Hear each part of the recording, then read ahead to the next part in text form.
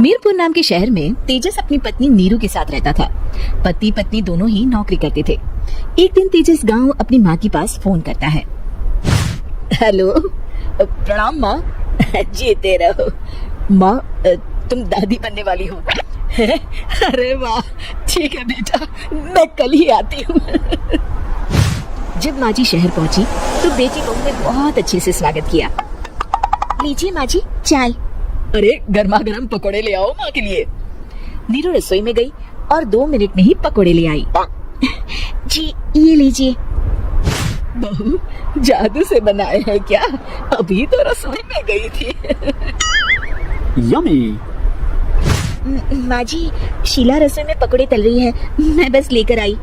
हे भगवान, मेरा धर्म भ्रष्ट कर दिया तूने। तो गंगा जल से शुद्धिकरण करना होगा। दूसरे दिन, माँ जी मैंने नाश्ता बना दिया है, ऑफिस जा रही हूँ। पर अभी तो घर का सारा काम पड़ा है। शीला आती ही होगी, झाड़ू पोछा बर्तन कपड़े वो सब कर लेगी। हमारे जमाने में घर का सारा काम हम ही करते थे। जी माँ जी, आप बहुत होशियार हैं, मैं घर ऑफिस दोनों नहीं संभाल पाती। तो जरूरत क्या है घर से बाहर जाकर चाकरी करने की? वैसे भी घर का काम खुद करने से घर में बरकत आती है, समझी?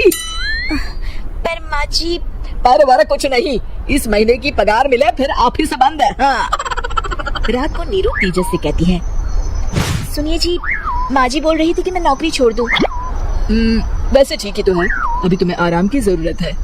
फिर भी आराम कहाँ, शीला को छुड़ाने के लिए बोल रही थी। तो अब 24 घंटे में इतना काम तो कर ही सकती हो।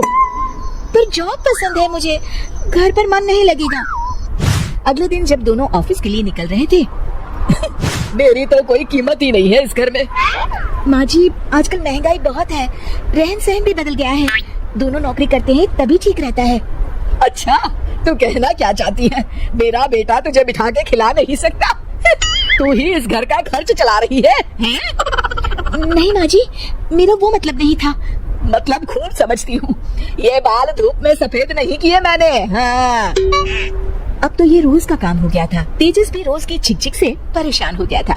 एक दिन उसने कहा, नीरू वैसे भी तुम्हें मैटरनिटी लीव मिलने वाली है, तो अभी से ही छुट्टी ले लो। पर क्या, मेरी सैलरी अच्छी खासी है। आखिर नीरू ने रिजाइन कर दिया।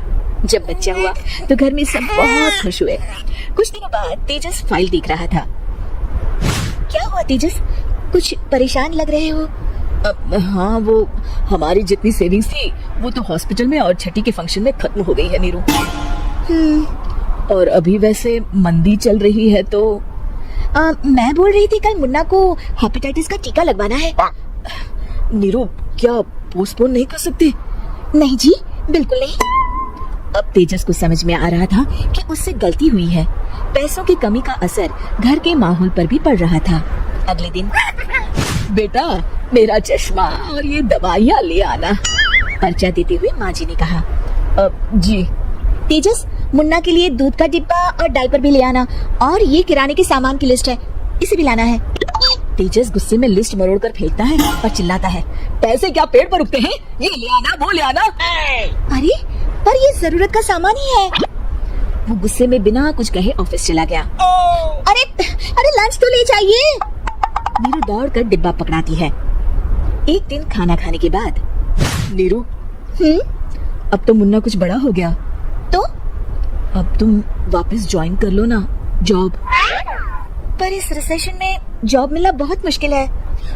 ट्राई तो करो। फिर मुन्ना? माँ जी है ना, और एक फुल टाइम मेड भी लगा लेंगे।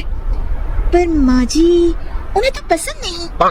तभी माँ जी वहाँ आ जाती है और प्यार से नीरू के सर पर हाथ फेरते हुए बोलती है, अब मेरी समझ में आ गया बहू, पहले के और अब के समय में अंतर है। तुम काम शुरू करो, मुन्ना की जिम्मेदारी मेरी। मेरी प्यारी माँ जी। ये कहकर नीरू उनके गले लग गई।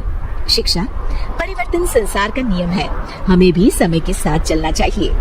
उम्मीद है कि आपको हमारी ये कहानी पसंद आई होगी।